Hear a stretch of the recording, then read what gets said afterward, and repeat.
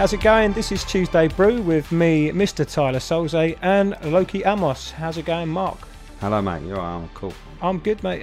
We'll be talking movies, film, TV, and doing starting with our Tuesday Brew movie review of the week, which is Jurassic World Fallen Kingdom. Ooh, exciting. Episode 1, the first one. Let's get this cracking. You nervous? Yeah, always, mate. Always. Yeah, I'm a little bit nervous. I was in the film thinking, oh shit, I better remember that. Oh, and that. Oh fuck, where's my notepad? Yeah, what else are we going to be talking about after that?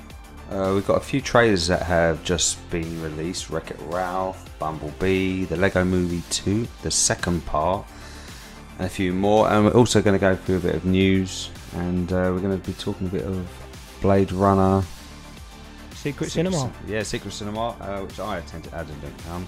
Yeah, I couldn't make it. And also we're going to re-watch 2001 Space Odyssey. That's right, the remastered version we went to see. Great. Okay, well, if you're ready, let's go.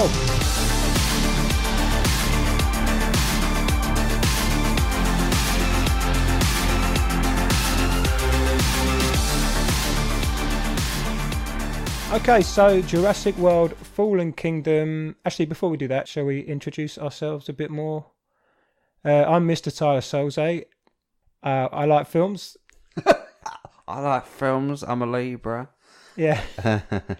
I mean, we both watch a lot of films. Yeah. We both talk about this shit anyway. We thought we might as well record it and put it in a podcast. I think a lot of it was pressure from the wives, like, come on, you do it every week. Why don't you just record your thoughts? That sounds just like my wife. Yeah. It sounds like mine as well. We've got our differences though. I mean, you love cinema. Yeah. And I basically can't be asked to go outside. So you forced me to buy this Cineworld card. Best thing I ever bought, mate. Yeah, and I felt quite good using it tonight. I felt special. And I get discount for... You've only got the red card. Don't go too over the top. I don't have platinum. No, Is that black card. Once you've been there a year, mate, a bit more perks. Okay, so if we're still doing this in a year, I get a black card. And what happens? Just get more discount, Yeah? Yeah. It's good. I think they should do more than a year. I've been with Cineworld nearly 10 years. 10 years. I think it should be platinum for me. 10 years? 10 years. They've been around 10 years? They've been around, yeah. What, Cineworld? Sure. Fuck. Yeah. I got it with, when I first met my wife, and it was kind of like she got one as well. And then... So she's still with you after 10 years? Right, we're what? Just about. We're a couple of minutes in and I'm thinking twice. Yeah. Yeah, so Mark, you own... Well, the only thing you've got more of than kids is DVDs and Blu-ray. Yeah. It's just been a habit since I was a kid. Well, a teenager, It's a proper collecting thing, like stamps or... Yeah. My parents always been into films. Like, they used to buy a lot of VHS back in the day. And I remember getting my first job at Dixon's when I was 16. And they just started coming out DVDs then. So you worked at Dixon's? Yeah. No wonder they shut down. So you've always been into films yourself. Oh, big time. So we about anyway. We had a DVD man, a video man, come round in a van, and me and my brother used to... You don't collect though, do you? No, well I've got a large sort of online collection, if that makes sense. I don't tend to watch things... Well, I obviously watch them twice, but there's a big gap. Yeah. Like a recent film would be Blade Runner 2049. I've waited sort of 30 years for that to come out, and I've fucking loved it. And as soon as I saw it, I thought, whoa, a couple of years before I watch that again. And that's different, isn't it? Because you would watch it and then think, oh, I've got to get the DVD. Well, you might go back to the cinema maybe the same week, watch it again. Yeah, I've seen You've done that films before. Quite often, more than once, yeah. And if not that, you'd wait for DVD, Blu-ray and buy it and watch it again, which is, 3-4 months later. Yeah. Yeah, mate. Jurassic World Fallen Kingdom. We left the theatre about 10 minutes ago, so it's all fresh in our heads. So I'm going to go to you first. Can I say that's the worst thing? As soon as we leave the cinema, not talking about it to you till we get here. Yeah. Because before we'd just drive all the way home talking about the film. Yeah. And then that's part of the reason and I'm like, we got into shut up, Mark. Shut up. Save it for the show, It is hard, yeah. But I still don't know whether you like it or not. Whether you even like it, which is quite interesting. Well, I think... Can you do no spoilers? Give it a go, no spoilers. And then we'll do a spoilers after. Yeah, we'll give you plenty of warning. and also be in the time codes. That's right. I will make a note for people to read if they want to skip ahead when we do spoilers. But let's start spoiler free. Really basic. For you, where does it come? We've had 1, 2, 3, 4, 5 Jurassic Park films now. Yeah. I'm going to say what I think, but where does it come? Jurassic World Fallen Kingdom. Top end, bottom end, worst, best. That's in the middle. I reckon. Yeah. You know, you're never going to recapture that magic from the first one in 25 years ago, 93. Spielberg did. Yeah, so I was 11, maybe. Yeah. See, I know you take the piss out of me for being a bit of a dinosaur nerd, but I was a dinosaur expert at 11, and I've only just sort of forgotten stuff since. I'm just trying to remember the names coming out of cinema. You know, well, the dinosaur names. Yeah, I was like, oh, what's that one? Right, so it's easy for me, mate. Well, okay. Not as good as Jurassic Park for me. Better than Jurassic World, the first one. So yeah, maybe number 2. I really enjoyed myself. Yeah, it's good. Yeah. So Mark, what's been happening since Jurassic World, the last one? Well, dinosaurs are alone. Because after the last one, loads of people died. Right? Shitloads of people killed by dinosaurs. Okay. So it's 3 years now. Dinosaurs on this island alone, but a volcano is coming. And it's going to wipe out all the dinosaurs. This bloke calls in Claire, who used to work in the theme park, and says we need to rescue as many species of these dinosaurs as we can. But most importantly, Blue. And if you can't remember who Blue's the raptor. Right, the last. The last one now. Yeah, because okay. all the others died. And remember, one Right. got thrown into a fire and burned, and the other one got thrown somewhere else. And I thought it might be alive, but nope, it's dead. And then she needs to get this raptor, so she basically has to call in her ex-boyfriend Owen. And Okay. he lives in the woods, building a house, doing stuff. He doesn't want to be involved, but somehow she gets him back on the island. They go to the island to rescue these dinosaurs. And while they're on the island, they discover conspiracy, and things are not what they seem. Awesome. Let's talk about it and then get into it. Okay. Let's talk about actors first. Any favourites? You got to say Chris Pratt. Yeah. Owen Grady. You know, he's a Heart good of gold. character. He's my wife's little secret man crush. You know, I found out the other day, which is quite interesting. Yeah. Is Well, a man crush something we have? No, I think with Louise, should I say her name? I think with your wife, Yeah. it's just a crush, isn't it? Yeah, I think it's because we went to cinema the other day. I rewatched Deadpool 2. Right.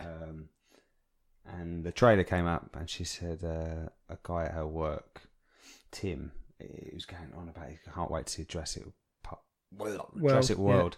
And she's like, oh, the only reason I'm going to see it is Chris Pratt. I was like, oh, really? Ah. You know, I think I look a bit like Chris Pratt. Yeah, just You know, like him. Shorter, bolder, Yeah. chubbier. Different face. Yeah, you know, speak different. Different physique. Yeah, maybe we don't look nothing fucking alike, but you know, whatever floats our boat. Yeah, he was probably one of the best characters for me. He's got a great kind of finesse about him. Yeah. You know, I like the way he comes across. You know, he can be serious but a joke at the same time. Mate, I love actors that come from a comedy background, you know? Yeah, definitely. I think it works really well. New characters. We had Justice Smith as the IT nerd, sort of filled that role. Toby Jones. It's hard to talk without spoilers. I tell you it was really good because it's not a spoiler. I don't think Jeff Goldblum as Ian Malcolm is back. Didn't take his shirt off. I was gutted. Yeah, he looked good without his shirt on. What, in a courtroom? Yeah, yeah. Leaning over the desk talking to the judge. But we had James Cromwell in this, who plays. I didn't get that connection to John Hammond. Did you? Was it a brother? I was just kind of Benjamin Lockwood. It's Benjamin a friend, Lockwood. wasn't it? Yeah. Help. I think they started everything. They wanted to create something, and they both went different paths. That's right. I won't tell you. Yeah, we can't talk too much about that. Scene-wise, there's scenes from the trailer. I'll tell you one that I loved. In the trailer, you've got the gyrosphere. They're escaping the island with the dinosaurs, and they go off a cliff into the water. This is Justice Smith's character, Franklin Webb, with Bryce Dallas Howard, Claire, and I think it cuts at the trailer, but that scene extends for quite a few minutes, and it's fucking awesome. I loved it. I thought, watching the trailer, I thought this is going to be a load of stuff we've seen before. A lot of what you see in the trailer is in the first half hour, 45 minutes of the film. Yeah. And then it kind of changes. It switches up a gear. Yeah. You ranked it in the middle of the Jurassic Park films. Why is that? Well, I would say... What's your favourite Jurassic Park film? Jurassic Park, the first. Same for me. It's that. I really enjoyed the second one. Yeah, second one, again, had some great scenes. I think it lost its way, with the Godzilla, King Kong bit at the end. Yeah. I think we can mention that is reminiscent. This film is reminiscent of Jurassic Park Lost World. Yeah. Basically, dinosaurs come to the mainland, which I think is also in the trailer. Yeah. So there's similarities there. But for me, when I watched that first teaser trailer for Jurassic World Fallen Kingdom, I thought it was going to be big, explosive, just massive CGI scenes. And that's not really what I love about Jurassic Park. Jurassic Park is the smaller moments that I love. Just things like the raptors opening doors. Yeah. Dennis Nedry talking with John Hammond made me laugh. Just the little bits, the things that you remember. There were lots of those in this film that I wasn't expecting. Things that were reminiscent of the first one, but they took in a different direction, which I liked. So any fans of the first one, whatever you didn't get from Jurassic World, you're going to get in this Fallen Kingdom. I did like the little touches, like the old Jeep. The old Jeep. That's featured in the trailer. The Jeep that is attacked by a T-Rex in the first one, that falls out of a tree. It's the same one, right? Yeah, I think so. Yeah. Yeah. And it appears in the trailer. Because it's upside down as well, isn't it? Yeah. There's so many little nods. I might come back to this. Stick some more in. Because there's Did you loads. see the shooting star? In the Say that again. Did you? Did you see the Did you see the shooting star in the sky? No. Because that's like a Spielberg touch. He puts it in all his films. I didn't know that. Yeah. He puts it in everything he does. If you watch all his films, you'll see a shooting star somewhere. A bit like Fight Club with the Starbucks coffee cups. Yeah, they're every scene. I don't think there's a shooting star in every scene, but no. Yeah. Well, I'm fucking blind if there was.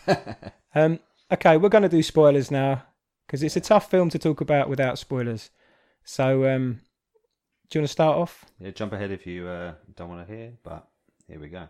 I love the new dinosaur. I think he looked cool, creepy, scary.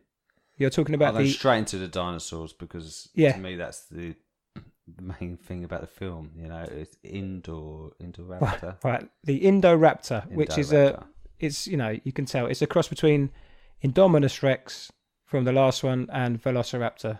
So, as mentioned in Jurassic World, Vincent D'Onofrio's character says, "Imagine this Indominus Rex, half the size." So it is alluded to in the previous film. So yeah, they've got the Indoraptor, which I thought was sounded like indoor raptor. Yeah. And this one can't go outside. It's literature. Well, I think they made it smaller because they wanted a scene in a house. The third act in this film is inside a big old house, which wouldn't have worked with a T-Rex, wouldn't have worked with an Indominus Rex. So that's probably the reason they made this thing smaller, so they could have all those great action scenes inside. Yeah. There's a great line by Henry Wu. He says there's a prototype. The Indoraptor is a prototype. It's not for sale. And there's a big sale, isn't there? A big auction. Yeah. And people start shouting at 28 million, 29 million. So he says, why are you selling it? And he says, because it's $28 million. He said, we can just make more. And then Henry Wu says, yeah, but so can they. Yeah. And I thought, it's going to be like this arms race in the next film. This is a big spoiler. There's a storyline about Benjamin Lockwood's daughter. I didn't like that storyline. Why did it have to make have more of it or none of it. Yeah. I'll explain. His daughter, the reason that Benjamin Lockwood and John Hammond, who were together partners before Jurassic World, they had a disagreement and went their separate ways. Basically, Benjamin Lockwood lost his daughter in a car crash and cloned her, basically. Yeah. So instead of the dinosaur cloning, he went down the human cloning. So now we've got human cloning in this Jurassic Park universe. And he's got a granddaughter who's not his granddaughter. It turns out it's a clone of his daughter. He just wanted his daughter back, basically. And it was a bit shoddy, wasn't it? Why do you think they did that? I don't know. It makes sense to have... Is it trying to get another franchise? I don't know. It just felt weird, innit? Because you guessed it, and then there's this reveal where Mills tells Claire and Owen, you don't know what she is. She's a clone or whatever. Yeah. And by then, we don't really care, do we? Do you? No, I didn't care. I think what they should have done is just left it as his daughter died and that was his granddaughter. Yeah. That's fine. Didn't have to go into this. Well, we made her because I love my daughter, so I cloned her. Maybe they needed a reason for John Hammond and Benjamin Lockwood to part ways. But another spoiler, James Cromwell's character dies in this. So did it really matter that we needed that history? No, I don't think we needed this clone. For all different sorts of reasons, you know. Yeah, but you never know. Jurassic World 3 might be about human cloning as well. Well, I hope not. I don't like it though. No, I just want it to stick with the dinosaurs. I like where they went with this one because I always remember saying to my wife, "Oh, how cool would it be if humans lived with dinosaurs?" And she was like, "Don't be fucking stupid. It never happened." What is this before Jurassic Park? Yeah. Right. A long fucking time ago. And I was saying, you should have written it down, mate. Written a book. I could have wrote a third. Steven Spielberg. Yeah. Could have made a film of it. Steven Spielberg directs Marx. So Jurassic World 3. Your wife says you're an idiot. Yeah. Yeah, which is fucking fair enough. But I thought it was a good idea, and they kind of lead into that way. You know. Okay, yeah. At the end of this film, big spoiler: dinosaurs are released, so they're now living with people. Jurassic World. You know what I mean? The only thing I would say, they only saved, what did they save? 11-ish? Yeah, there's not a lot of dinosaurs. And there's only one of each, isn't there, really? It's not like... Yeah, well... Male and female every dinosaur. The end scene is all these dinosaurs, the raptors entering a town, T-Rex is at a zoo, breaks in a zoo, roars at a lion, pterodactyls are flying off. But a big part of the first film is that they can't breed, and we find out they can. But there's the lysine deficiency thing where they deny them lysine and they all die. So basically, if they get off the island, they die. So I'm assuming all these animals are going to die. Anyway, yeah. Yeah, there's one velociraptor left which can't breed. So, yeah, I'm not sure where they're going to go with the next film. Unless the next film's going to be more about, as you say, armed dealers breeding their own dinosaurs and it just gets out of hand. Spirals out of control, yeah. In the auction itself, they released a dinosaur, or Claire and Owen did. What was that dinosaur? The Stygimoloch mark. Yeah.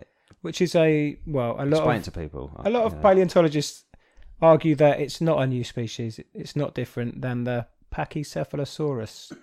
It's just a juvenile version of that. Okay. But he was a cool looking dinosaur. Yeah. Basically, there's a Jurassic Park, The Lost World, Friar Tuck, they called it. Dome-shaped head, can lock its neck and then just slams into stuff. It's a slightly prettier version of that. And Owen and Claire use the dinosaur to escape. Yeah, because they're locked in a cage captured themselves. by Mills. Yeah. Other new dinosaurs. The Baryonyx is in it. Which, Mark, that's my favourite dinosaur. Always has been. Which one's Baryonyx? It's the one in the sewer. Oh, the one with lava dripping down. Yeah, you have Justice Smith and Bryce Dallas Howard's characters trying to escape like a computer room. They've been locked in by the Ken Wheatley's crew. Yep. They shut it down so they can't escape the island. At the end of this one, you see all the dinosaurs have escaped. They're running free. The flying bird things. Yes, I think we see 3 flying along right at the end. But at the end of the third one, they're flying free as well. Where did they go? Yeah. You remember that? At the end of the third one, they're flying off in a helicopter and they just see these birds just flying out. Yeah, you do. I always assumed they couldn't get too far from the island, so they never... I just thought they must have carried on flying south. I'll tell you, you talk about that. When I saw the first one, a lot of people were saying, oh, did you see that pterodactyl flying off at the end? I was like, what? That wasn't a pterodactyl. Do you remember the last really sort of boring ending to Jurassic Park? They're in the helicopter, And Sam Neill loves kids now. Remember that scene? Yeah. They all look out the window and they see it's a fucking pelican, right? And I think it was like put in there sort of to, I don't know. He was talking about how dinosaurs turned into birds. Oh, yeah. Bit of a life finds a way moment, and look, there's a bird out the window. But yeah, the amount of people that thought that was a pterodactyl, thought, oh, wow, it's got off the island, that pterodactyl. That pelican's going to get me. Yeah.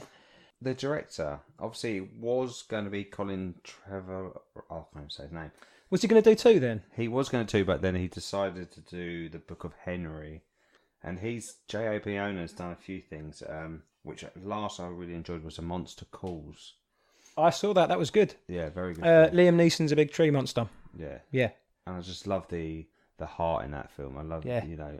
And proper emotional scene. I tell you what, right now, my listeners, our 2 listeners, I cried in The Monsters Calls, and I don't cry in films, but I'm going to tell people this because I was in the cinema and I was watching that film, and I think since when you have kids, you kind of get this softness about you, and I watched that film and it made me tearful at the end. Not like bawling my eyes out, but I was in the cinema. I had to wait till everyone left so I could leave, so I didn't look like such a Seriously? pussy. Yeah. No, it was that affected me a lot. So that's A Monster Calls. Yeah. Did any moment in the new film, Jurassic World: Fallen Kingdom, make you cry, Mark? I tell you what, it was quite. There is an emotional scene. The one I'm talking about is It's a boat going off. Well, they go there to save the dinosaurs. The first thing they see is a Brachiosaurus, which is as big as a building. That's a reference to the first one as well, isn't it? Very When they similar. look up, Yeah, but the magic wasn't as magical as the first one. I don't think anything can be. No. But they're not saving that poor fucker because he's the size of a mountain. Do you know what I mean? And then later on, they escape on the boat, and you just see this lone Brachiosaur just groaning. Yeah. And it's doing that singing like the scene from the first film in the tree. And not it just a happy moment though. Oh, it made yeah. It's, I didn't cry, but because I think it's not real, Mark. No, I'm joking. They were real. Can I mention the Carnotaurs, which was a brilliant scene in the book. The second book was The Lost World, and Carnotaurs were fucking scary, mate. I remember reading it thinking, this is freaking me out. We don't get a lot of them, but you get to see his ridiculous arms. Did you notice that? No, I didn't notice. His vestigial arms. And, of course, T-Rex comes in to save the day. It's in the trailer. I don't really I'm getting a bit bored of that. So you've had the first film, Stan Winston created these amazing villains, the Velociraptors. And now they sort of flip the villains. So the Raptors are the saviours of the day. T-Rex is the saviour of the last film. And again, we have Blue. You know she's going to come out and save the day. I love Blue though. She's awesome. She's great. But, I mean, they've got to do something else next time round, right? Yeah, can't keep having Blue save the day. Yeah. Shall we talk about the humour? There were some good jokes. Yeah, you know, for a film that's so... There's a lot going on. Yeah, it's dark. It's got a lot of... Yeah, there are some horror elements. Scary parts in it. It's kind of like... It's still got that funny moments in there. Yeah, mainly Chris Pratt. Yeah. And I think Franklin as well. A few times he cracked me up. Well, from his introduction, was so forced, I thought I don't like either of these characters. But they were good enough that they sort of changed my mind. And we'll probably see them both again. They both survived. Yeah. Owen and Claire were together at the end of the last one. Mm-hmm. They start this one, they're not together, but they end up together again. It's like, we need to keep our love interests in these films. You know, we just play with them a little bit. Yeah, there's a kiss in this. It's a bit out of place. I think, are they actually running from this indoor raptor? Yeah. Indoors. You go save her, I'll kiss you, save the little girl. Yeah. But before you go and save that little girl, just give us a kiss. Yeah. Yeah. You know, just quick. So that establishes that they're back together, right? Well, yeah, unless she's a bit of a...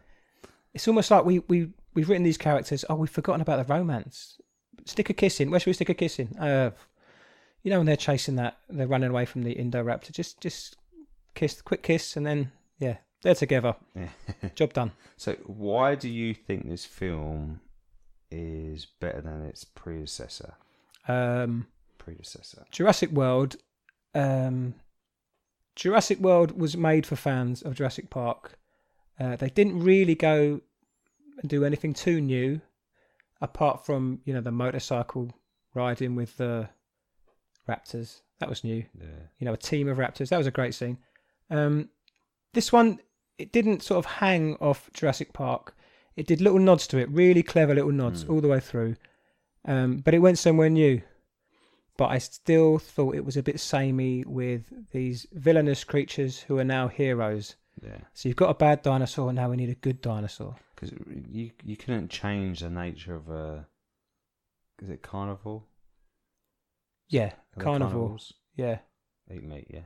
Yeah, so basically the people are heroes in Jurassic Park, but now we have to have some animal heroes. I'd liked it, but do something else now. Yeah. I think... That's for the kids, right? Yeah, it's got to be. Yeah, Blue Save the Day. Yeah. You know. Yeah, but it's not fucking Beethoven, the St. Bernard. You know, this is a dinosaur. I think he just fucking eat... Oh, she. I think she just eat everyone. The Ken Wheatley character, I liked how he died. I'm not saying that he was not good, but I like the fact that he was taking the teeth for trophies. Yes, he was the sort of trophy hunter type, but yeah, he took a tooth from every dinosaur. It was a bit sick, wasn't it? Yeah. So you explain what happens to him when he tries to take a tooth from the indoor raptor. So basically, he shot the indoor raptor with a tranq gun twice. Right. He goes down, he opens the cage, and he walks in. And he's like creeping up closely to him, and he's just pulls out his pliers, and you see the tail flick up behind him. And when he turns around to see the tail's gone down, and the eyes of the Indoraptor opens, you know, so you know the Indoraptor's awake, but he's just playing. He's so clever. I think that shows his intelligence a lot in that scene. And then when he goes to take teeth, he grabs him by the arm, and I just think it's quite gory, isn't it? Yeah, rips his arm off, eats his arm, and then viciously attacks him, kills him, and eats him. Yeah, and I really like that, just because it's kind of like you're torturing these animals by pulling their teeth out while they're alive, even though they're tranked, they still can feel it. Yeah, he takes one out of a innocent Stegosaurus, doesn't he? Yeah, poor thing. Poor thing. I'm glad you like that scene because I didn't, and you know we have to have a bit of back and forth. Yeah. Why did you like it? Well, he goes to take the tooth, and basically the Indoraptor is pretending to be asleep. So the tail comes up, and as he turns around, the tail goes down. So there's a bit of misplaced humour. Maybe it'd be good with kids and people like yourself. People like yourself. But what he didn't mention is when he raises the tail, and the guy turns around. This Indoraptor. Does he look at the camera and smile? I don't think he properly smiles. He didn't go, "Hey guys." He's not doing that fourth wall thing, breaking the fourth wall. He's like Deadpool, mate. He looked at the camera and goes, "Ooh," a little smirk, and he puts his tail down. I'm just gonna have to watch it again to see that now. Oh, mate. Yeah, that was a bit out of place for me. No, I just liked it because obviously at the beginning they were talking about the second most intelligent creature on the planet, Blue. Right, yeah. Obviously, Blue, this Indoraptor is half Velociraptor. So he's as intelligent as the Velociraptor. Yeah, I can believe he could pretend to be asleep. And, you know, he opens windows. He does other stuff. He's clever. Indoraptor is clever. But I don't think he'd know where the camera was, look at the camera and smile. I don't think I think you saw that in your own head. But I liked how he died. No. The only thing I didn't like about the Indoraptor was when he climbed through the window at the end for the little girl. Go on. His animal instinct should be, I'm just going to jump on this bed, go for this kid. Not creep his arm up like he's going to pull her cover off, then take her out, you know? Yeah. I just thought, I think they have to do stuff like that because it builds the tension. And then... that was animatronics, wasn't it? Oh, I don't know. The bit in the bed. Yeah, where that's in the trailer. Opens his mouth up and you see his teeth. And his... Yeah, I think it was. Yeah. There was a lot of animatronics on the Indoraptor. Can I just say he was a great looking dinosaur? Yeah. I'm one of the guys who's not a fan of the hybrid dinosaurs. Just use a different dinosaur. There are scarier dinosaurs, mate. In my books, in my dinosaur library, but he looked amazing. He was jet black, wasn't he? You should put these books on the internet. Let people see what you've got. Okay. Show different styles of the I don't know if they're available in all good bookshops anymore. These are books I've had since I was like 9 or 10. Yeah, it looked great. It had sort of a blue as the blue stripe. This thing was jet black with spiky hair and a gold stripe. I think the character you're talking about, Ted Levine, calls him Hot Rod. Yeah. Shall we do our thumbs up rating, Mark? Yeah, I think we should. Is it too soon, or shall we do that now? Rating films is pretty ridiculous. Sites like Rotten Tomatoes kind of prove that. So we're just going to do 2 thumbs up, 1 thumbs up, no thumbs up. So, go. What about thumbs down? Yeah. Yeah, or thumbs down. Obviously, if thumbs are down, it's shit. If both thumbs up, it's great. You know, it's kind of like... Yeah. Well, it doesn't matter, but it's all bollocks. Yeah, you make your own opinion, but I give it... Well, if I say 2 thumbs down, I'm not saying don't go see the film. I'm not going to say that, by the way, but... It's definitely a recommendation to go and watch. You know? Mate, I would give it 1 thumbs up. Yeah, same here. 1 definitely. They went somewhere different with it. Solid thumb. Yeah. Great. That's great.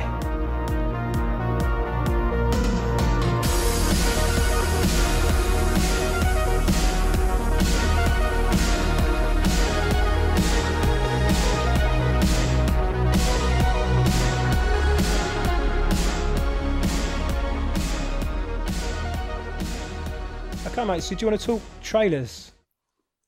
Good ones this week. Yeah, we've got quite a few come out, actually. We've got Widows, Steve McQueen's latest. Looks awesome. Steve McQueen, not the guy who jumped over into Switzerland from the Nazis. This is Steve McQueen, director of 12 Years a Slave, Hunger. Tell us a bit about the trailer. Tell us what you think it entails. Okay, this is my favourite trailer of the week because I don't think it gives too much away, but it looks fast-paced. And it's about female characters. So you've got some big names like Viola Davis, Michelle Rodriguez, and it looks like their husbands are members of a gang of robbers, and they're, for whatever reason, they're taken out, and they owe a shit ton of money to some nasty people, the likes of Daniel Kaluuya, from Get Out.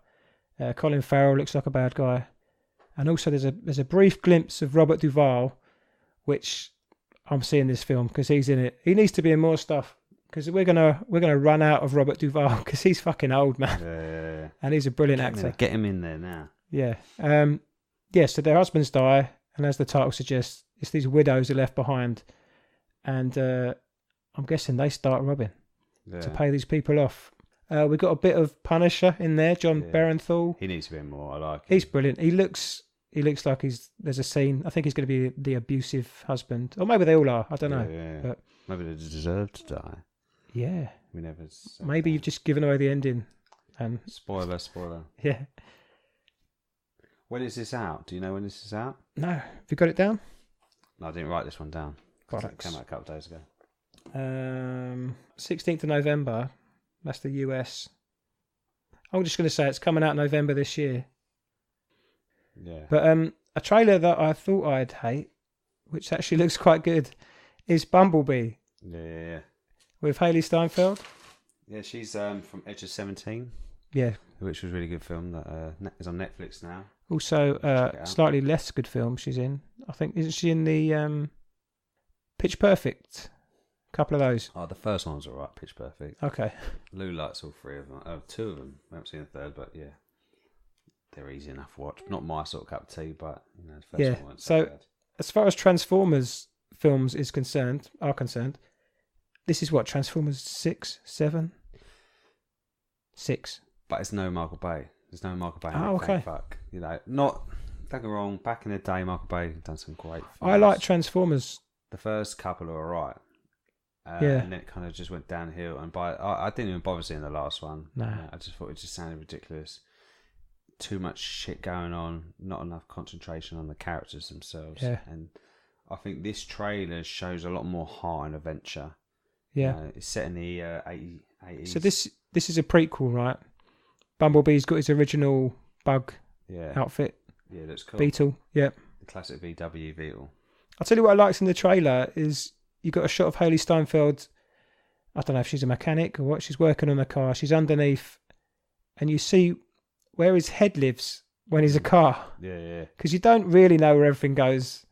And his head, his eyes light up and he transforms. It looks really good. That's a great scene because you see it transforming in the smaller parts. Yeah. Not just This is one of those. pan away from the Transformer and then pan back and he's a robot. It's Okay. kind of like they're focused on showing how it turns. What I've always laughed about in Transformers films is when they originally transform, it's maybe 30 seconds, and it looks brilliant. And then in an action scene, they'll change in less than a second because they have to. Yeah. So it's directed by Travis Knight. You probably Remind recognise me. him. He done Kubo and the Two Strings, oh right, which is a stop animation film. that's Stop motion- Leica, stop right? motion. Yeah, I think so. Yeah. Paranorman. And yeah, they've done Box Trolls. Yeah. Is it Corlina? Oh, Coraline. Coraline? Yeah. Yeah, that's the right one. So he directed Kubo, did he? Yeah, it's Kubo and the Two Strings he directed.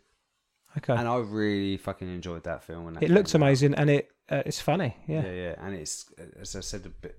What this trailer's got is got heart, just like that film had. It's a lot of heart, a lot of adventure. I hope the. Sorry, mate. I keep cutting you off. No, that's all right. I hope the humour's good in this Yeah, because yeah, it's about a robot car. So you've got to have some. They didn't show you loads of humor. They showed you at the end where they put a tape in him. And Oh, when he spat it obviously, out. Yeah, Yeah. he didn't like that. He's like, nah, none of that. But he looks like he's in refuge. So he's hiding out in a junkyard. Okay. And she finds him and... Oh, we get a great Bernie Mac, God rest his soul.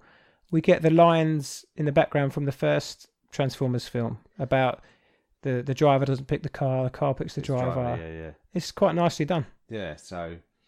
I did see the trailer, but were there any other Transformers in it? There was one, Starscream. Oh, okay. You see him transform. That's Kind of definitely see him Starscream. Yeah. Okay. And a lot of people would like that to be a spin-off, as that as Oh, a a character. Starscream. Because a lot of people didn't think Bumblebee deserved his own spin-off. Well, because he don't really talk. That's why I think does he talk in this one? He doesn't, no, not yet. But she said, Well, maybe that's better. because at the end of the trailer she said you can use music to express yourself. Yeah. Which in the old Transformer films he does. He kind of flips through the radio and Yeah. takes lines off speech and song to... Okay. Maybe I prefer it people. that he doesn't talk. How many films have we had in the 80s, like E.T.? Yeah. He doesn't really talk, but it's for the betterment of the film that he doesn't talk. Exactly. It's you got John Cena in there. He's playing Agent Barnes. John Cena, The wrestler. John Cena, the wrestler, yeah. Yeah. Okay. Which I see him a lot of comedies. Did you see him in Blockers recently? I haven't seen Blockers. No, I yet. haven't seen it, Nah. but he It's looks supposed to be funny. good, yeah. Yeah. He's like the new Rock. I think he just shave his head as well, but I think he don't want to be like the Rock. You think he'd look better with a shaved Yeah, I head? think he's got too much of a Army cut, buzz armor cut. cut. Yeah, Yeah. definitely.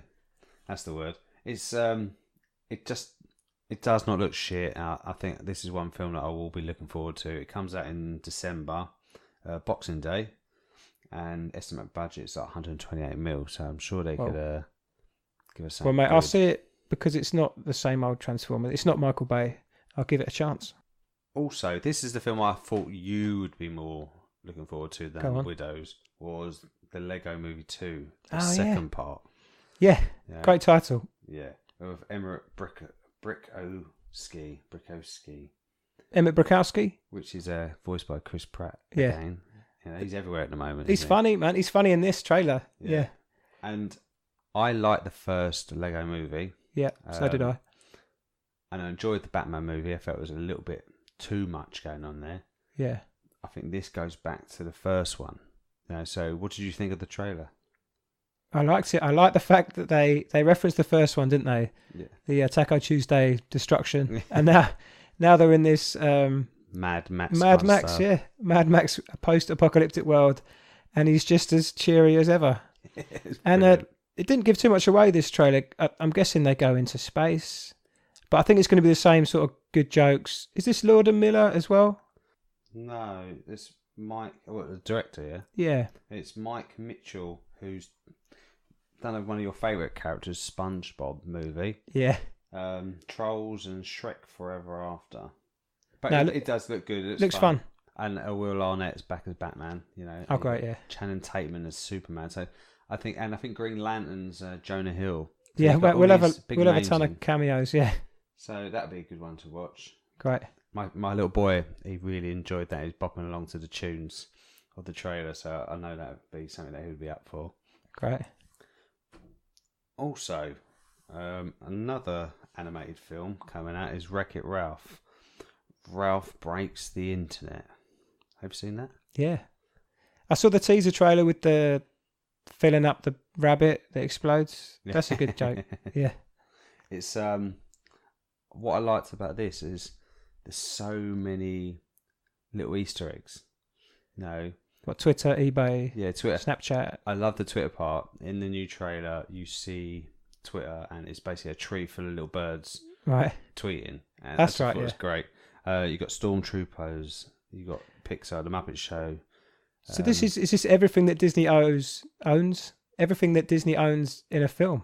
I'll tell you one thing I did notice, and it brings back fond memories from when I was younger, was the Disney hat in the animation studios, so MGM Studios in Florida. They had the big old Mickey Mouse hat. Oh, I Remember didn't know that. They had that, and it's in this film, so it brought back a lot of memories for me. That's and cool. I'm sure it brings a lot of other people. But I like John C. Reilly. I like Sarah Silverman. Yeah. They were good characters in the What's last her film. name? Character she plays? Sarah Silverman, is it Vanellope Princess? The new trailer, we should say, has every Disney princess in. It's a great scene. And I think they're all voiced by the original Really? cast. Wow. Obviously not Snow White, but Okay. um, Yeah, I think they poke fun at themselves. I love it when a company as big as Disney can just poke a little bit of fun at their princesses. and both this film, Wreck-It Ralph, and the Lego Movie highlight certain things about men being the dominant characters in films. So, for instance, in Wreck-It Ralph, it's all problems are solved by a bigger, stronger man. In the Disney films, and in the Lego Movie, it was that Emmerich, he was like the chosen one, even though the girl Lucy, she kind of done all the action fighting and saved the day. Yeah. So man gets the credit, and I noticed those in both movies, which is true. Really, I like isn't that it? though. Yeah, it's quite fun. It's different. Yeah, I think definitely check that out, and definitely make sure you check out a couple of the other trailers we talked about, especially Bumblebee and Widows. Give them a look and tell us what you think. # Tuesday Broadcast.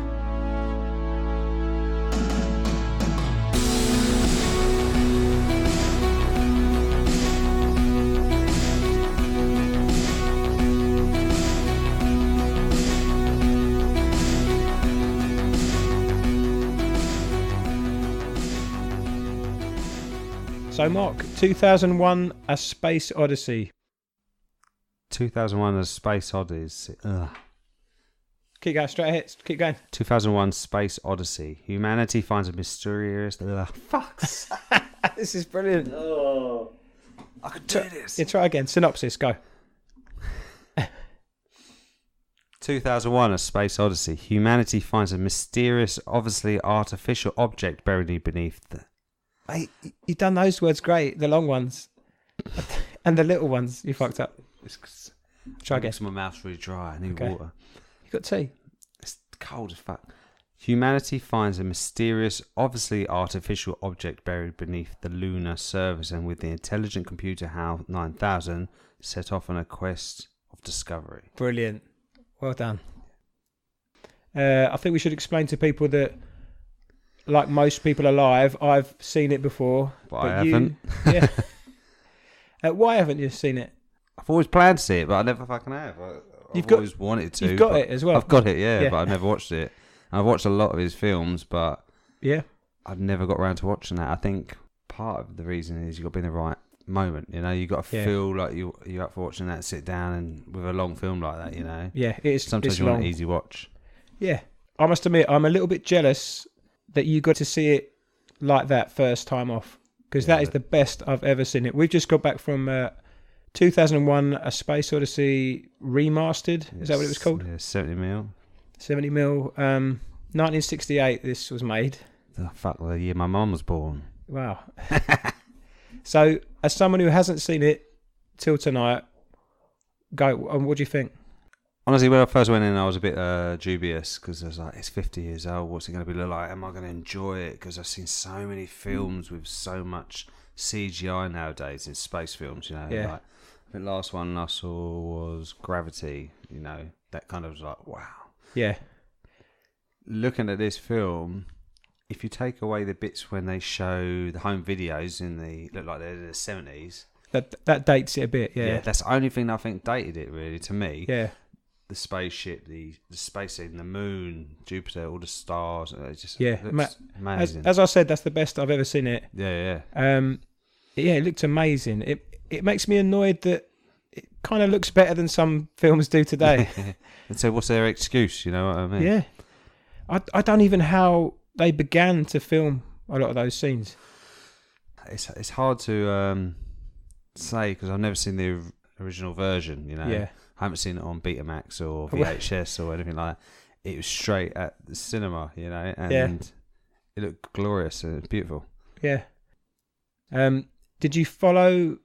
I mean, it's pretty heavy, this film. It's very drawn out. Yeah.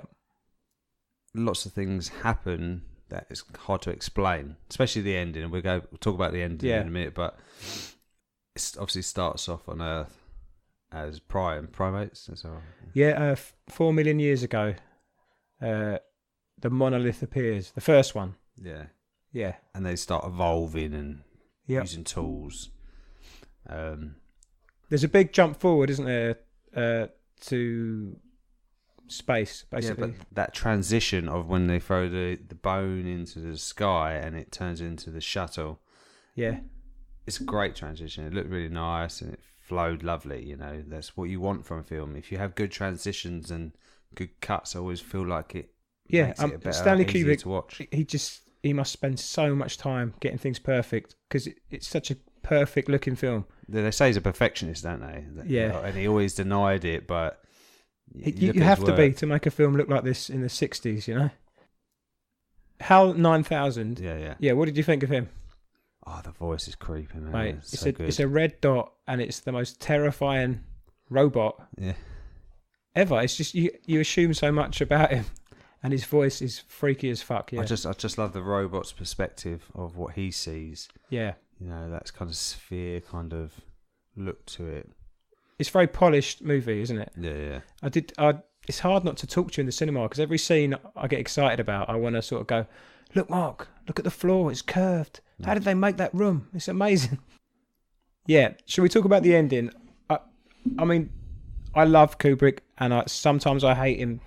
I mean, I love what he shows on screen is amazing, but his quick cuts freak me out. Since I was little, when I saw this film and I saw The Shining, and those quick cuts where there's no warning. Is that with the face going? Well, yeah, that. And then, I mean, the ending is freaky.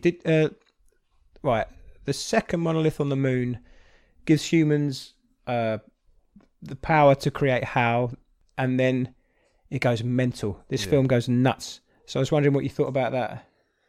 Psychedelic, right? Fucking pink, yellow, blue, green, flying through. I find it hard to watch. It sends me into some sort of trance, you know? It's like they were going into some like wormhole, you know, and it's... This is what I love about this film. I think everyone takes what they want from it. They're so crazy, the visuals, that you kind of probably see things. You take your own thing home.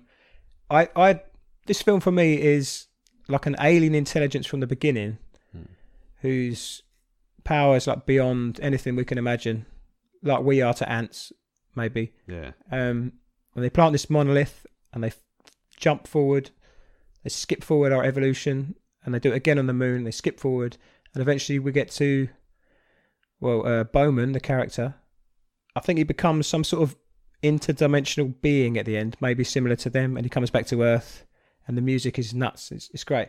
The bit in the room, I think he basically lived out his entire life in some sort of zoo, because you hear sort of noises of alien sounds around the room. That's what I got from it. And then I think he lived and aged a whole lifetime. I mean, the way he shot it was looking up and seeing your older self a couple of times, and eventually he dies in the bed, and becomes this, I don't know, interdimensional being, like a fetus in a bubble. Yeah, like a rebirth. Yeah, and he goes back to sort of exaggerate the rebirth thing. He goes back to Earth where it all started, and we see the moon and the Earth again. Yeah, and the fetus just floating there. Yeah. Yeah, that was a bit like, what the fuck, man? This is Yeah. blowing my fucking brain. And you could tell people were in the cinema, because some people during the intermission were like, I was lost after the monkeys. Is that what you heard? Yeah, and I was like, really? Fuck me, man.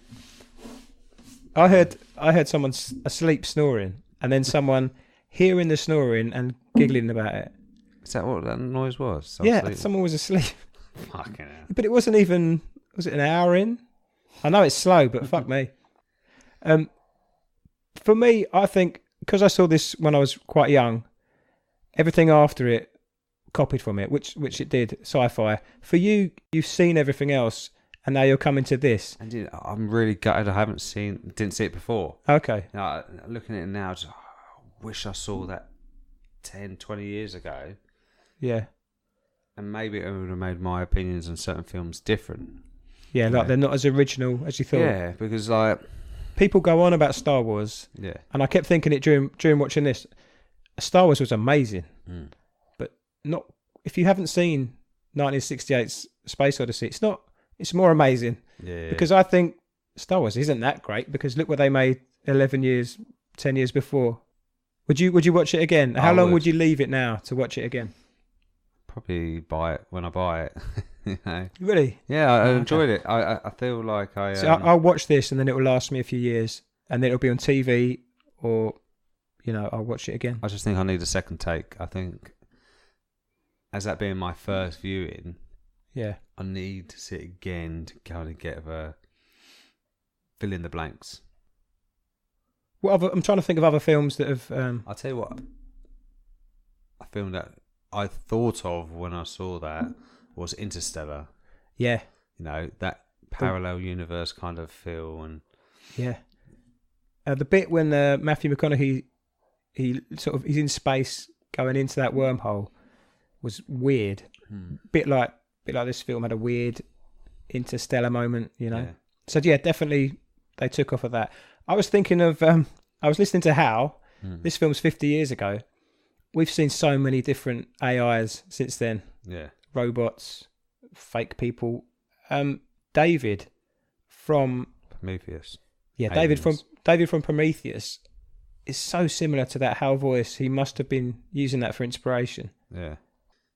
Does that ruin it for you though? Like knowing, because to me, all them characters before, like you said, they're not copying for you, are they? No, but now they are, because now I'm like, hold on a minute.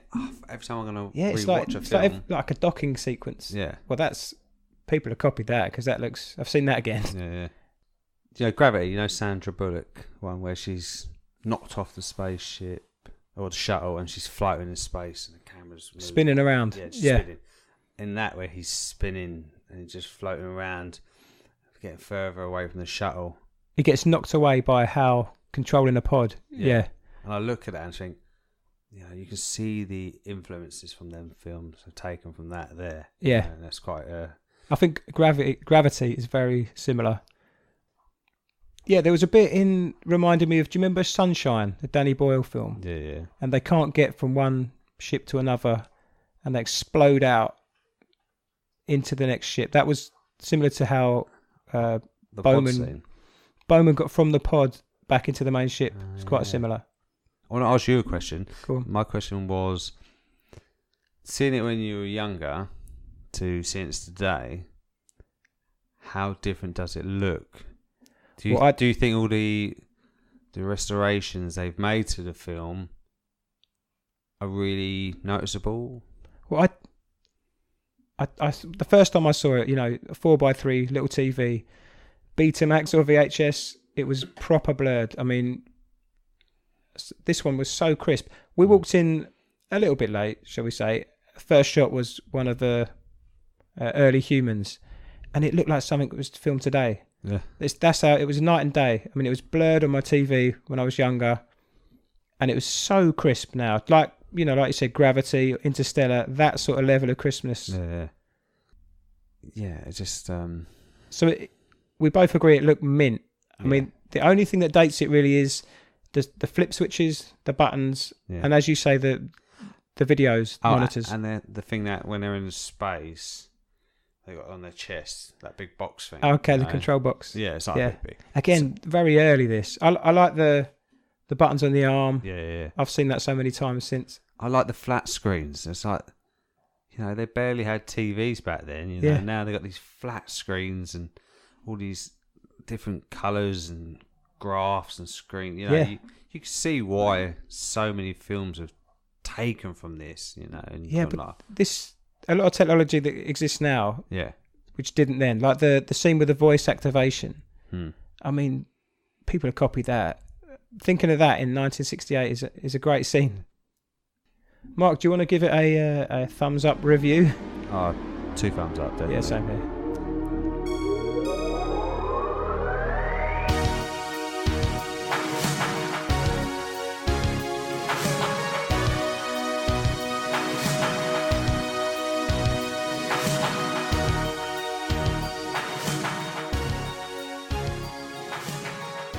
Okay, Mark, so now it is our news segment. What news have you got for us this week? Probably the biggest piece of news that kind of really annoyed me. We're talking movies, right? Not just in your own life. Yeah, no, yeah. 2 pigeons. No. Cut that bit, that's bollocks. I'm not. No, basically the biggest news that I've heard today... Sounds bad. Let's start again, man, sorry. Now, go on, it sounds bad. What is this terrible news you're going to tell us? It's really bad news. Go on. That apparently Jared Leto's Joker is going to get his own movie. For fuck's sake. Now, we've already been told we're having a Scorsese-produced Joaquin Phoenix Joker. Yeah. This is not going to coincide with that one. This is going to be a different Joker. What is going on with DC at the cinema now? What's related to what? It's a muddle, yeah? I feel like they need to just wipe it clean, start all over. Well, that's what I thought they were going to do with Flashpoint, because it's the perfect vehicle, perfect storyline to just get rid of stuff that don't work and start afresh. But was Leto's character really that popular? Well, to be honest, I didn't think they did a good job with him in Suicide Squad. I hated his laugh. Did you really? I thought his character... Yeah. I didn't like he was supposed to be like a cat. I don't know what he was going for. Does he really need another movie? Is it just because Scorsese's producing an origin story?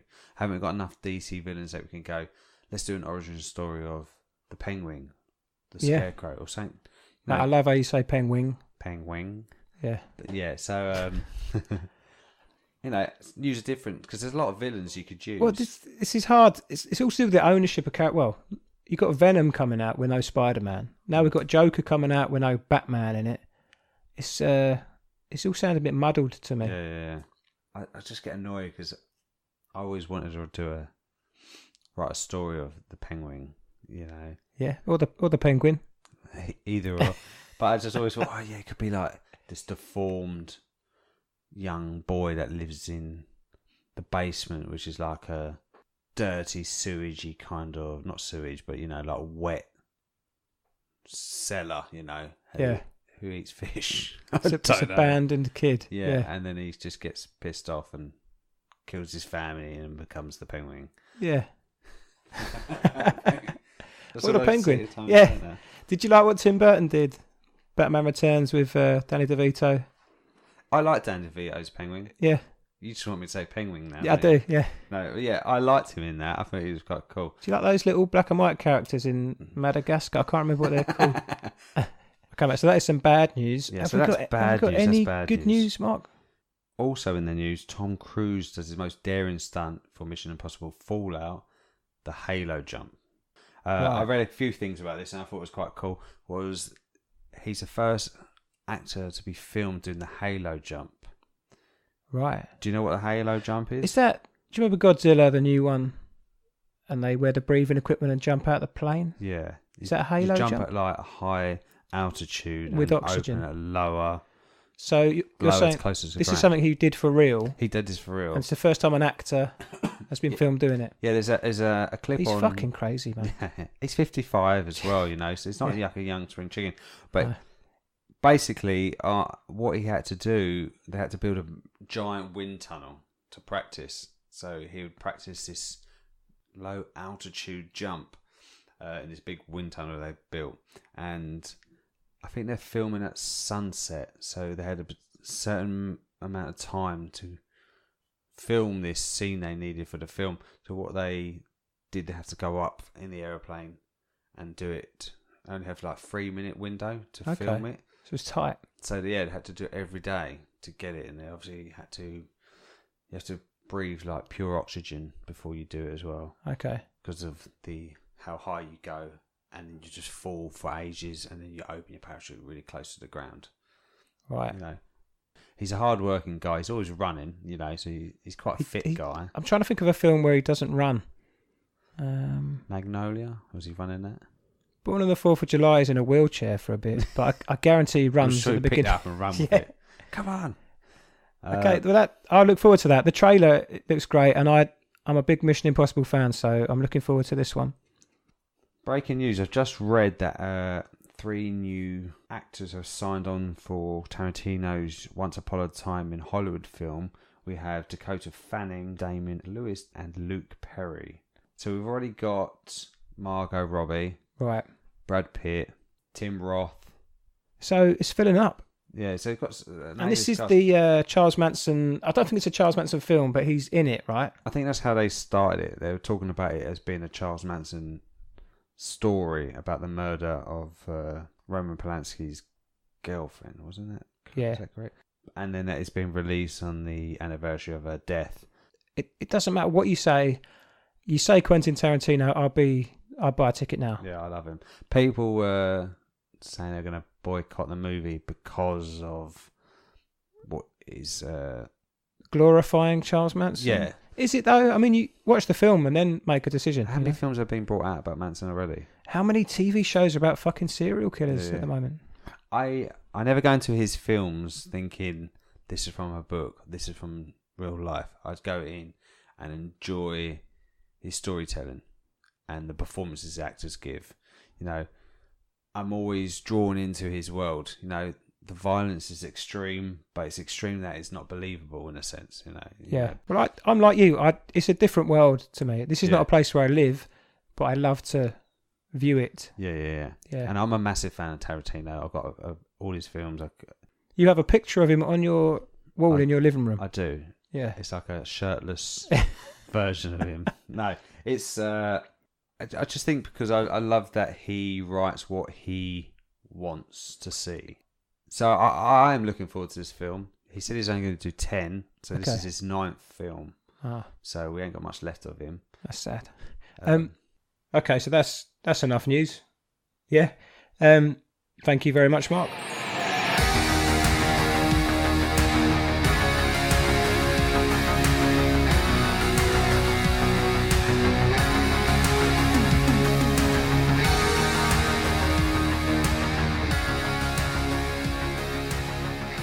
So, Mark, what have you been up to this week? Oh, you wouldn't believe it. I went to Secret Cinema, saw Blade Runner with a wife. Is that the Secret Cinema? So they got actors, you dress up. Yeah. You basically get given a character bio, like you're going to be a certain person. Okay. And you have... I was a scavenger. Well, me and the wife were. So we basically get sent a link. We can show you what kind of outfit you need to wear. You buy your kit, you dress up. I felt really uncomfortable dressing up because I never do that stuff. And this is cosplaying, right? Yeah. Are these characters from the film or just characters based on the film? I think it's just characters based off the film. You know, that because you'd there's fit not in a that lot future. There's not a lot of characters in Blade Runner, really. No, it's kind of like you need to fit into dystopian future, so they kind of like you need to dress up like that. Then there'd be people who dress up like Blade Runners. There'd be people who dress up as investigators. You know, so there's all different tiers that you can. Is this where you don't know where it is till quite late? Yeah, we think we found out 2 weeks before. I'm not going to tell you where it is. Oh, okay. But because it'll give away for people who have not seen it yet and looking forward to it. you basically get told where it is, and then you travel up, and you can tell when you're on the train you're getting closer. Because there's more people dressed up. Club on the train. You're like, and you fucking weird. You give them a little nod, and then they nod to you, and you know where you're going. You're like, yeah, Blade Runner. Yeah, got ya. But you get there, and some of the people dress up is amazing. You know, the effort and the amount of work they put into their costume is just unreal. I thought I was going to be really out of place, you know, dressing up, but I looked like I was just going out to the shops to these people. Yeah. You know? But it was really good because when you get there, they treat you like shit because you're a scavenger. When you go most places, Mark, that seems to be... yeah. So because you're a scavenger... There's two types of people. You've got scavengers. Yeah, scavengers are like the lowest of the low. You know? And there's actors, right? There's actors and they're all like, we're going to free us from this... tyranny. Yeah, and they're like... There'd be undercover cops. So right. straight from the get-go, you go in and... Someone calls you over, shows you documents, show me your documents, and they're all American, and they're like, you're a scavenger, aren't you? You're like, yeah. And they're like, do you know how I know? You're like, I don't know. Because you smell. Get over there. And they throw us in this cage section, and with all these other people who are scavengers. This is some weird, kinky shit you do with your wife, man. But they throw you in these cages, and it's like, right. Cages? Jesus. Yeah. And this bloke... Are you sure you made it to Secret Cinema? And you didn't just make a wrong turn. Some sex dungeon in fucking Soho. Yeah. No, but then there's this actor, and he's like, we need to get in there. They're not going to let us in, so we need to break free and escape and get into this warehouse. So all of a sudden he lifts the gate, and we all have to run. And he's like, get down, don't want them to see you. And you're like, what the fuck's going on? And I'm trying not to laugh because I'm grabbing the wife. Pulling it along. Go, come on, babe. We got to join in. Sorry, you're doing your arm like you've got your wife in a headlock. No, it's kind of like holding her on with two arms, you know, dragging her. Come on, that poor woman's already got a bad back. You're trying to pull her head off. No, but yeah. So do you feel like you're in a film? Is that what they're going for? I think they try to get you into that feel, you know, and the atmosphere. Because as soon as you get in, they're like keeping you low, down to the ground. And there's a bloke saying, we know once the blackout happens, we're going to be free. So we need to make the blackout happen. And this is all dressed up. I saw a few photos of like police cars. Yeah, if you see on my Instagram at Loki Amos, you'll see a couple of pictures of me and the wife when we're there. And you can't take pictures inside, which is a real shame because there's so much that looks like the set of Blade Runner. Wow. I had dinner on the this noodle bar. Like the film? Yeah. It's the best fucking noodles I've had. I tell you, it was amazing. Right. It tasted so good. I could eat more, but it's quite expensive. But it's worth it. You know, you're paying for a really good meal. So I'm guessing you're paying for the whole experience. Yeah. Tickets are expensive. People were complaining about ticket prices, but for what they give you, and put the effort they put into this, is good because once you get in and you're in your crowd of people, they kind of go, right, you're going to go over here with this couple of people, with this leader, and she's going to tell you some stuff, right? This lady's an actress. Yeah, she's an actress, and she's basically going, right, there's different parts of this warehouse that you won't be able to get into. So memories are kind of like currency. So they use themes from the film. Yeah, so you basically print loads of pictures up, and you take these pictures, and you go to the doorman. They're like, what do you want? You're like, I want to get in there. They're like, what you got for me? And you give them a picture, and they're like, go, in you go. And we go in there, and there's a room, and there's like an opera singing, dressed up like something out of Fifth Element, you know, like the big Gary Oldman neck thing. And she's singing, everyone's drinking, and there's like police walk past you. You're hiding. You start getting in this feel that you can't. That's brilliant. Seen. And you walk through, and there's this big open bit where it's just raining all the time. And people do dancing and chanting, and then there's like they reenact some of the Blade Runner scenes. Before you even seen the film. Yeah. Visually, it's great. You couldn't take pictures inside? No. That's a shame. It's another thing they did was this sounds like a lot of people. It takes a lot of people. There's loads of people that get involved in this, and there's like you'll be walking along, and there'll be a Blade Runner arguing with a cop. You know, in the middle of just a bunch of people. Okay. And then scavengers grabbing stuff and running off. And they said, if you haven't got no memories, you need to make a hat.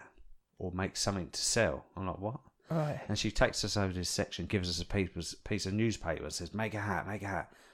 And we're all sitting there with one piece of fucking newspaper trying to make hats. Then she fucks off and leaves us. So everyone fucks off. I'm sitting there still trying to make a hat. Yeah. And Lou's like, we got photos. You don't need to do a hat anymore. Oh. Okay. I put it in my pocket just for later. So I put it in my pocket and carry this newspaper out just in case I need to get in somewhere. It sounds amazing. I thought it was just they dress up a cinema. But you see the film as well. It's like a proper warehouse. So it's all got like parts of Blade Runner in there that they set around. Yeah. And then eventually the blackout happens. So everything goes black and then it's time for the film. So the only thing I because Blade Runner is such an amazing film and they put it on a big screen. You go and sit in these chairs, which are not the most comfortable chairs. So it's a makeshift cinema with a projector? There's a couple of different screens. Okay. So you're not all in the same one, like certain people sit in certain areas. So you kind of kept to your own. So all the scavengers are together watching this film. You mentioned to me it was quite warm. Oh, it got very hot in there. I'm just thinking of everyone wearing all these Blade Runner style coats. Yeah, you kind of see during the film people stripping down into just vests. They're walking around and everyone's sweating. Everyone keeps walking up getting drinks and stuff. I think that's the only disappointment because of the heat. Because it was so hot, because they're trying to get this atmosphere by like smoggy. Yeah. And the only other thing that kind of annoyed me, but it's just my taste. A lot of people enjoyed it was that they reenact while the film's going on parts of the scene. Hang on. So the film, there's a scene on the screen, and then people dressed as the people on the screen. Oh, just next to the screen, just a bit higher, and you don't see them talking. They're kind of miming, and they're just it's in sync with the film. So like when the first replicant's being chased by Deckard. Deckard, yeah. Deckard. And they're chasing her, and she falls through the glass into the rubbish and all that stuff. It's kind of like all that stuff filmed, and they show a bit of that. So you watch that, and then every so often you get these people cycling past the screen. Oh, right. Which I didn't really care too much because they're not trying to be a characters on the screen. They're just kind of making it the film. I thought you were going to say they were lost. Bike messenger. It must be because they kept fucking dinging. And I was like, please stop dinging, man. I'm trying to... And I get really annoyed because I want to just watch my film and I really want to focus on that. So you're watching a film, sweating your bollocks off, and cyclists are going in front of the screen ringing the bell. When they go in front of the screen, this is a big fucking screen, so you don't really... Okay. They're not blocking this what you're watching. To be fair, these are all big fans of Blade Runner who've seen it a million times. Yeah. It's just... There's a few people there that just dispersed and disappeared instead of watching the film. Okay. I think they're probably the people who came more for the cosplay side rather than the film. But it was nice because you got all these people cheering and clapping and going, yeah, Deckard. Yeah. Woo, replicants. And it's got this great feel to it. I recommend it to anyone. It sounds amazing. It sounds so different. I look forward to seeing what they do next year, definitely. Okay. So that's definitely a thumbs up for me. And you still can get tickets. I think they're on for sale to the end of July. For this now. Blade Runner. Yeah, check their website, Secret Cinema. You can follow them online as well. And get yourself down there. Check it out for yourself. Sounds great. So, Adam, what have you been watching? What have you been up to? Nothing like that. This is going to sound a bit boring. I've just finished watching season 2 of Sneaky Pete. Season 2? I haven't watched season 1 yet. What's it about? It's great. It's on Netflix. Or Amazon. I can't remember. I think it's Amazon. It's got, Giovanni Ribisi. First season, it's also got Bryan Cranston. It's a con man who is doing time with a guy called Pete. And he gets out of prison and he basically has to hide, so he pretends to be Pete. And becomes... Because they haven't seen him in 20 years, they assume it's the same Pete from their childhood. But it's brilliant. It's every character is really sort of well thought out. The second season is as good as the first season, which probably isn't the same for your for 13 Reasons Why we talked about earlier. If you like heist stuff, if you like cons, it's brilliant. I mean, there's always going to be like a long con running in the background, which you don't have to guess at. But the villains are brilliant. The villains are pretty terrifying. Bryan Cranston in the first series. So are the villains after Pete, or are they after the person who's pretending he's Pete? they're after the person who he's pretending to be. So you've got most of the cast think he's Pete. Certain members of the cast know who he really is, and they're the guys that help him out. So yeah, the good Ocean's 11 films is what it's kind of like. It becomes really confusing because obviously this guy's going to get out. The real Pete's going to get out of prison at some point, and he does. They actually have to break him out for other reasons. Okay. So basically, he's pretended to be Pete, and Pete comes to Pete's house. Real Pete comes to Pete's house. So then real Pete has to pretend to be him, because otherwise it's going to spoil this whole heist thing they're getting on with. Does that make sense? Yeah, it does make sense, but wouldn't he be annoyed that he's been... He's very annoyed, Pete? Yeah. Why don't he just go, nah, you're not Pete, I'm Pete. Because I'll tell my family. Because his mum's back, and it would ruin all their plans for this heist. It's in his best interest to stay not Pete. So it's definitely worth watching. It's hard to talk about because it sounds very confusing, but it's got great characters with great motivations, and yeah, I recommend it. Season 1 and 2.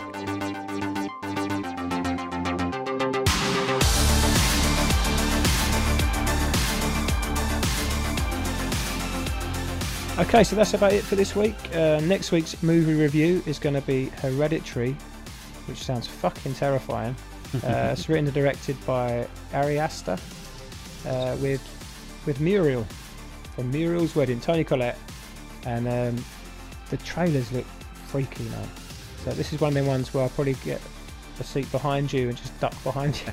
Oh, I'll be screaming out every 5 seconds. Mate, you jump big time. I can't. I'll jump in Jurassic Park. Yeah. As well. Turned into such a pussy. Yeah. Anyway, that's next week. Do you want to close the show, Mark? All our podcasts will be on tuesdaybrew.com. Just click and download. If you'd like to send us any questions or even just say hello, hashtag TuesdayBrewcast, or you can just follow us on Instagram at TuesdayBrewcast. You can also follow me at Loki Amos and at Mr. Tyler Solze. Brilliant. Okay, we will see you next week. Bye bye. Take care. Bye.